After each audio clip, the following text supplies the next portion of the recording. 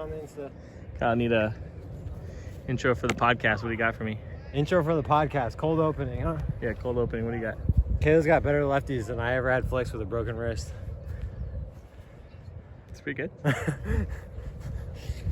How long has your wrist been broken? Like 4 months? Okay, I played a whole season, 2 seasons, club and pro, the broken wrist. She's already got better throws than I did for a whole year. Well, to be fair, she probably has better throws than you with your right hand. That's more than fair. It's just true.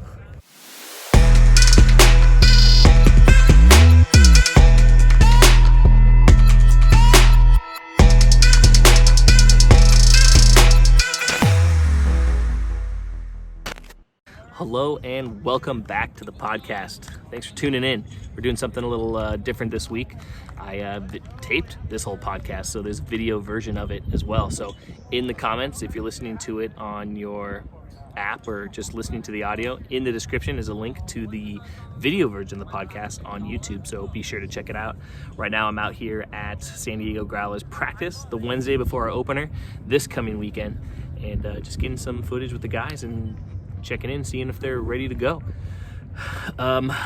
Yeah, I mean, the opening day is this weekend, Saturday. We're going to be in LA, 6 p.m.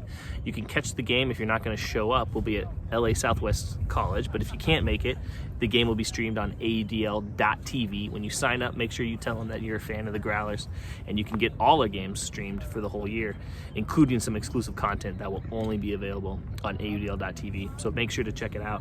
But you know, it's been a long drought of Growler Ultimate, AUDL Ultimate, and just Ultimate in general for the last year during this pandemic. So the team is really excited. We're really excited for the season, and really looking forward to playing in front of fans. It's going to be surreal, and it's even as these last few practices, as we started to get back into it, you can feel the intensity building, the players getting geared up. They've been working their butts off, and they're ready to go. So expect 2 great teams to go at it this weekend in LA. 6 p.m. LA Southwest College or AUDL.TV. Sign up. For today's podcast, I got Greg Cohen, one of our newest Growlers to the team. Greg has been a staple in the AUDL since its inception, when he played with the Spiders, won a championship and won another one with the San Francisco Flamethrowers. Now he's with the Growlers, hometown boy, excited to play in his first Growler game this weekend. So we talk a little bit about what it means to him joining the Growlers, and we take a look at some videos as well of other previous times in which he's burned the Growlers. So be sure to check out that video if you're listening to it online. Otherwise, let's talk to Greg.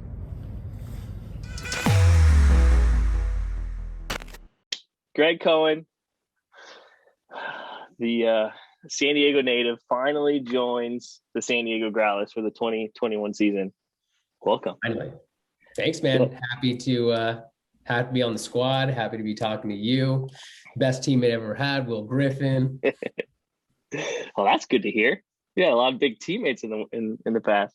Yeah. You know, I have like 20 to 30 best teammates of all time. So, but you definitely made that cut. Oh, sweet. Love it. Yeah, well, you played on Street Gang, back in like 2014? Yeah, man. We were on the same D line too. Yeah. Back when I still had my legs. Hey, and your hucks. It was great. That's true. Just ripping them. Yeah, we had a good team that year. I remember we tried to get you on the Growlers, I think year 1, but you ended up signing with San Jose or something and winning the championship or something lame. But you guys reached out after I'd already signed with San Jose. I don't think that's true. I think you were asking us who we had signed yet, and we hadn't even signed like Jimmy or Lance yet. No, that was year 2. Oh, was it? No, but we had those guys in year 1 though. Oh, your year 1. Oh yeah, because you guys, what was the first year of Growlers? It was 2015, right? Yeah, I think so. Well, you should have told me all those guys were signed. I don't think we hadn't signed them yet, so I mean, it didn't work out in the long run. But well, I guess it worked out for me in the long run. Yeah, that's true. That's true. Well, what are you most excited about playing with the Growlers this year? I mean, there's a few things. I love playing with Street Gang back in the day, and it's really nice to see a lot of the same guys are going to be coming back. I mean, playing with Blardo and Dom and, all the squids as well. was a really fun experience. One of my favorite games I've actually ever played in Ultimate was, I think it was I think it was regionals actually against Boost, was it? Yeah. That was such an electric experience. I think all the other games had pretty much ended, so uh, all of the regionals teams decided to come and watch us play, and highly contested game, and we ended up coming up on top like by 3 or something and just dominated the second half. But yeah, I mean, playing for San Diego, of course, is so important. My entire family is still down there, and it's obvious that this is a championship level team, and I'm hoping to bring a bit of experience, bring some, especially big game experience into the fold and help the squad out. Yeah, I mean, speaking of big game experience, that one game you referenced from regionals so long ago, I remember that one point specifically. It was like just before half. It must have been sevens. They throw something near the sideline and it's OB, but the ref does like the weird, it's in, but it's out sort of call. And then I think I pick it up, throw it to somebody, get it back, and then just rip a huck to you that you then make like a huge layout catch to like take half. Like I probably got a video of that somewhere, but I remember that was huge, and that was just the start of Greg killing us over the years with his big layouts. So I don't know about that, but yeah, I remember that. I remember where I was on the field when you got the disc back, because there was a few people on that team that I was like, I'm just cutting deep. I don't care who's going deep there. I'm calling them under. And I remember like you were one of the, if you got it on your backhand side, I'm like, I am going to the center of the end zone for sure. Yeah, that was fun. Whew, man. Well, you were down here with the team this last weekend for a practice. Yep. I know, playing with a lot of the guys for the first time in a while. Like, how'd it feel? Oh man, it felt great. I mean, it was more that I was like playing for the first time since 2018 finals, I think. Yeah. It was like really the first time. I had played one other small, like mini thing, but like was for like an hour. So it was really the first time I got my legs back under me. And it's kind of like riding a bike. You kind of just like pick up where you left off, hopefully. But no, I think it was really cool being able to play on multiple teams. So for those that I guess don't know, we separated into 3 different squads, and I got to play with, I guess, the O-line, or, the projected O-line, and also the like projected main D-line. And it was really nice seeing, how people cut, and like, who are the poachers, who are the, like, just going to be the, man-to-man defenders, stick to their guy. And, the thing that I actually enjoyed most about this past practice weekend was I felt that really the first time since playing streaking that I had the opportunity to kind of be a bit of a wild card, jump off my guy a little bit more, take away extra space, rather than, the systems I was in the Bay Area were really about me staying on my guy most of the time. Not sure if you noticed, well, I saw you were filming a lot of it, so not sure if you noticed any of that, but I felt the liberty to actually do that, and I think created some blocks. Yeah, I think that's kind of what like Kevin and Kayla's goal, to have those like 3 squads. And I think like you had Khalif on your team, and maybe Lior, and I think he's trying to get a better feel of where you guys all fit in the whole scheme of things, especially since you're not vocal for weekday practices sort of thing. So throw you guys out there, kind of see where you fit, and then see where it all shakes out come game day. So but yeah, and then Saturday was a bit windier than Sunday, so Sunday seemed a bit more I don't know, dialed, and I know you weren't out there on Sunday, but no, I think the team's shaping up. So, I mean, is there anybody that you felt like you gelled with right away that just felt good? Gelled with right away. I mean, that's a really good question. Oh, Will. Turner. Yeah, he picked me up after one of my just horrible hucks. And I know he's very quick twitch. He sees the field extremely well on defense and offense. also, I don't know, there's those types of guys where you look around on the line and there's like guys that you just kind of fully trust. I just had that right away with Will. Nice. Yeah, he's a good guy. He took my name, so he's good. He did take you. It's unfortunate. So I would imagine, like, I mean, you've been beat up for the last few years. Like the pandemic should have, I would have hoped, helped you kind of heal up a little bit. But like, I don't know, how's it been trying to keep yourself ready to get to play whenever we were going to be able to play again? Yeah, I mean, I feel pretty good. It was definitely I was definitely quite sore over the last few days after practice. Yeah, I mean, earlier in my club ultimate career, I had a lot of like shoulder stuff. I mean, one of them happened at regionals when I think it was Andy that threw just a blade to the back, just Yeah. and I laid out and just went like separated my shoulder. But after that, I was pretty much all, typically pretty healthy. I mean, some bumps and bruises here and there, but during the pandemic, I actually moved into a new house, and my fiance and I built a like home gym downstairs, down in our garage. We got the squat rack, Peloton, got tons of free weights, a bench, the space for yoga and stuff. So something that I've made really a priority is trying to do yoga at least 4 to 5 times a week. And then just keep on my lifting schedule that, I did throughout playing Revolver and all that good stuff. And then finally, getting out a little bit when I'm not doing a Peloton, try to do, I don't know, hill workout, potentially a track workout, field workouts. And yeah, I'm just ready to get out there, man. It's been so long since I actually felt the lights and got excited for a game, started screaming at my teammates. I mean, hey, you probably heard it on Saturday. I was a bit loud a lot of the time. No, yeah, I think it's the first time we kind of had a local practice, and I was doing a 4-line drill and did an upcut or an upline cut. I was like, wow, I haven't done this in like 18 months. It's like Crazy. It's crazy that it's actually kind of about to come to fruition here. All right, so I got a few clips that I want to run you through, and just talk through them a little bit here. Just a little bit of I hope I know one of these clips. Well, maybe you could set the stage a little bit. Let's see if I can share my screen here. There we go. Google Chrome. All right. This All guy. right. So you gotta set the scene a little bit. This is 2016.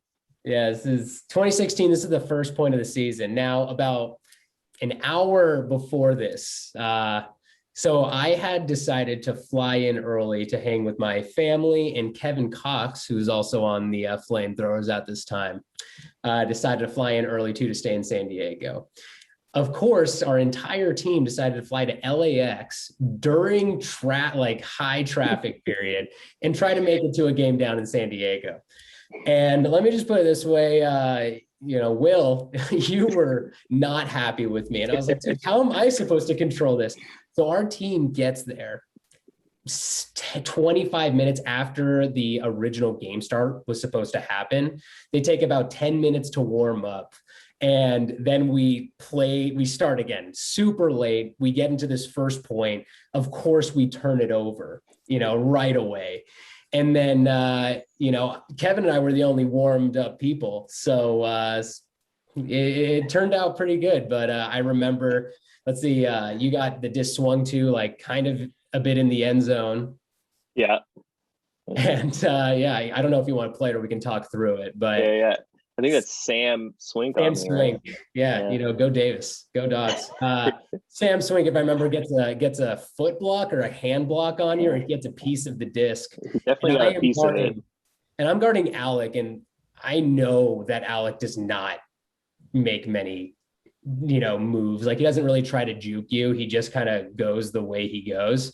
And right. So I tried to force him under, and it worked out to my advantage. Didn't have to play offense again that point, which was wonderful. Yeah, now we got the little loading wheel here. But yeah, I mean, I specifically remember like, man, we're because we're the underdogs. You guys are the top dogs we're trying to get in here. And make a name for ourselves. We get the turn. You guys are late. Seems like everything's working in our favor. And then I throw a nice Callahan right to you on that first point. So It's so funny too. So I got like quite a few DMs like on Instagram and stuff of people just saying like that was a strip. Like you cheated. Right. That was a strip. Right. And I didn't respond to him. I just thought it was so funny because like first thing, it's pretty clear that I had the inside track and I caught it before Alec. But two, it's like what am I supposed to respond to this, ridiculous troll on Instagram? Like, what is this? There we go. Yeah, you can see like Alec took a little flatter route to it, and you're able to get that inside. Yeah, maybe he had a hand on it, but you clearly had the inside. Yeah, I was pretty pumped. I was pretty jacked after that one. I was like I didn't really know what was going on. I was just like, oh gosh, did we really just do that? That game turned out to be a pretty epic game too. I think we went down to overtime, I think. Yeah, that Blade, Steven had one of the best blocks I think I've almost ever seen in the ADL. Yeah, right there at the end. Was it on Nate? I think it was on Nate. Well, we can fast forward to it.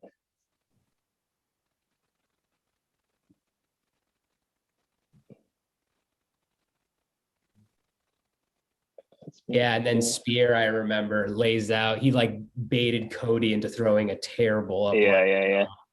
That was one of those like we were so gassed, and it was like only a few seconds left, and it was like let's just get. Like I wish I had picked the disc up, or if Cody had just like hucked it 1,000 feet in the air, Yeah, Cody had it, man. I don't know what he was doing. I do have to say, and one of the reasons I wanted to play for the Growlers is I always was pumped to play in San Diego. It was always like even in college, I loved playing state and squids. It was just I always wanted to wreck you guys. But now I'm happy to be on your team. Perfect. No, I think we're excited to have you out here. So this might be it. So yeah, this is like end of the game. We're up 1. There's like seconds left. Dude, he comes off at like 20 yards away. Yeah, sick block. And it was funny. The announcer even said, I remember he said something like a potential game-winning D or something like that. He said that, and I remember all the guys on the sideline were so pissed. We're like, no, that's not game over. Yeah, it's like there's like 30 seconds left, if that, right now. Like we got to complete like 2 passes or something, and this is a hell of a play by Spear to I know that. Oh my gosh, so sick. I mean, I think there's a lot of growing that you'll learn that the team has overcome in the last since 4 or 5 years from this, in terms of just playing big game moments and not blowing it. So really hard, man. It's when you don't have that big game experience, which now the Growlers do. I mean, obviously they went to 2 seasons ago or whatever we're counting the last season as, going to the Final Four is really hard to do. Right. Every single year, whether it be the Spiders or the Flamethrowers, even if we were favored, I mean, it was just a grind in those games. It was so difficult to just win that last game to move on. And I was really pumped to see you guys. I think I texted quite a few of you. I was like, go get it. I was jealous. Yeah, it was a long time coming. It was good for those guys to kind of get that big win under their belt. And now it feels like we're kind of reloading. I know we got Dallas and Austin now but I think we can. That's why we brought Greg Cohen in. So. Hey, I'm here. I've played against those. Come on. All right, there's one other play in this game that I wanted to walk through. So I think Alamo has a disc about here, and then Flakes is about to get it. And I think this is you covering me downfield. And I just want to talk about how, work on your defense a little bit. Oh, so Flakes gets it. I get this big under, and you tackle it. And I didn't have the sound on, but if you hear the whole crowd's like, oh, I don't that's know great. That. That's great. I think that's a clean bid. I think you went into my flight path. Dude, I don't know if you know, I had ACL surgery, and when do you think I tore it? No way. No, not really. Oh my gosh, you can't. You're the worst. No, but I remember that play because I was always hitting the ground this whole season and leading up to that. So it was like, everything on my body was sore, and I was like, damn it, Greg. Yeah, that was a bad bid. I think most of the time I'm a pretty safe bidder, and I do have good awareness. I just, there are just times it's a really like heavy competition. There are times where it gets, bad, and I hate when I do that. And I definitely play the rest of the game pretty conservatively if I end up doing that. It's just, I think it's like, even though people say ultimate's not a contact sport, there are definitely areas where there is quite a bit of contact. That bid was not cool. And I will not try my best to never do that this season. I mean, it looked more like you tried to lay up and like lost your balance, and then it looked like I probably slipped a little bit anyways too. It looks worse than it is. So oh my gosh, you're put me on the spot here, and then you're just gonna let me off easy. Come on. I remember there was the worst one in Oakland that I took out Casey. That's one of my worst bids I've ever had, and I felt terrible. Like it was a backpack, and it was purely because he beat me under by a lot. Bad. Well, at least the ref will start blowing the whistle on you. So yeah, there you go. It's not just a foul call of teams screaming at each other and nothing changes. Yeah. Well, cool. Well, thanks for jumping on. I mean, we can end with, what do you think the fans should expect with Greg Cohen down in San Diego and from the Growlers this year? Yeah, man. I'm just going to bring a lot of fire. Again, I hope I can bring a bit of veteran experience, and just seeing, I think one of the things I learned the most playing, in the Bay Area, playing for Revolver, the Spiders and the Flamethrowers is just like how to slow things down, and, really refuse to turn over the Frisbee, especially in those big moments. And, I think that's something that's really tough. And a lot of players, just don't have that yet, where it's, Robbie Cahill always used to say, like, in the biggest moments, things actually got easier for him because there was less junk. There was less people running around, like trying to change things up. It was more about, oh my gosh, look at that. It was more about just playing the game the right way. So I hope to bring some of that. And then, I love to have fun on the field. I hope to get some really sweet blocks, maybe make some top tens, win a lot of games. That's the idea. Get some W's, get some highlights, and tell the world. So yeah, man. Well, let's go get a championship. That's definitely possible. Trying to get Nos to that ring. Really, that's the goal. Nozzle. Oh, Nozzle. That's the first Growler street ganger I ever spoke to. Yeah, makes sense. He got me in. He came over after I played the Squids at Pres Day. I think you were there too, actually. Probably. Yeah, that was fun. That was good. That was fun. Oh, well, cool, man. Thanks for hopping on, and we'll see you the next time you're down. This is a little matter. My pleasure, man. And yeah, let's go get it. Get it. Thanks, bud. See ya.